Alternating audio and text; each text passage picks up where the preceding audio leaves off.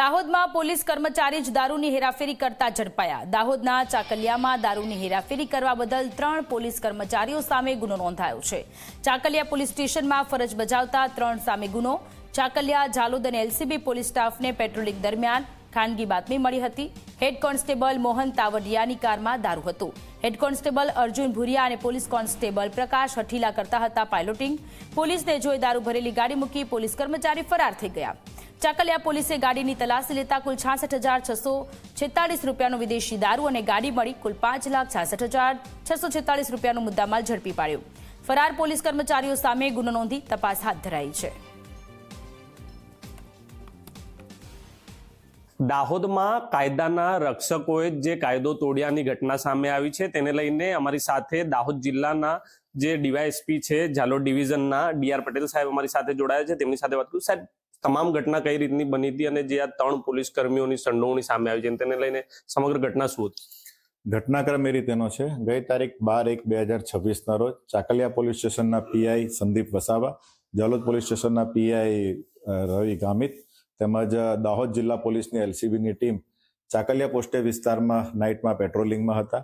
તે દરમિયાન ચાકલિયા પોલીસ સ્ટેશનના પીઆઈ સંદીપ વસાવાનાઓને માહિતી મળે છે કે ચાકલિયા પોલીસ સ્ટેશન ખાતે ફરજ બજાવતા પોલીસ કર્મચારી હેડ કોન્સ્ટેબલ અર્જુનભાઈ ભુરિયા તેમજ પ્રકાશભાઈ હઠીલા નાઓ ઇંગ્લિશ દારૂનું પાયલોટિંગ કરે છે અને ઇંગ્લિશ દારૂ હેડ કોન્સ્ટેબલ મોહન તાવિયાડ કરીને છે એ પોતાની ટાટા પંચ ગાડીમાં ઇંગ્લિશ દારૂ લઈને આવેલ હોવાની હકીકત તેમને મળે છે। જે માહિતી અનુસંધાને તેઓ ચાકલિયા પોસ્ટે વિસ્તારમાં આવેલ ખાતે તળાવા ચોકડી ખાતે વોચમાં હતા।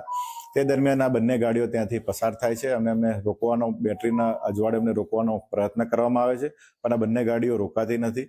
ત્યારબાદ થોડેક દૂર જતા એક ગાડી પલટી ખાયેલી હાલતમાં મળી આવે છે અને એ ગાડીની તલાશી લેતા અંદરથી ઇંગ્લિશ દારૂ 8 પેટી મળી આવે છે અને તેની કુલ કિંમત રૂપિયા 66,000 જેટલી થાય છે। જે અનુસંધાને ચાકલિયા પોલીસ સ્ટેશન એએસઆઈ શ્યામ સુંદર દ્વારા ચાકલિયા પોલીસ સ્ટેશન ખાતે પ્રોહિબિશન એક્ટની કલમ 65, 66, 116B, 81 હેઠળ ગુનો રજીસ્ટર કરવામાં આવેલ છે। તેમજ આ 3 પોલીસ કર્મચારીઓ વિરુદ્ધમાં પોલીસ અધિક્ષક શ્રી દાહોદ દ્વારા પ્રાથમિક તપાસ અમને સોંપવામાં આવેલ છે। તેમજ આ 3 પોલીસ કર્મચારીઓને ફરજ મુક્ત પોલીસ અધિક્ષક શ્રી દાહોદ દ્વારા કરવામાં આવેલ છે। સર, પ્રોહિબિશન મુદ્દે શું સંદેશ આપશો આપ? પ્રોહિબિશનની ગુજરાત સરકાર છે અને દાહોદ જિલ્લા પોલીસની 0 ટોલરન્સ નીતિ છે।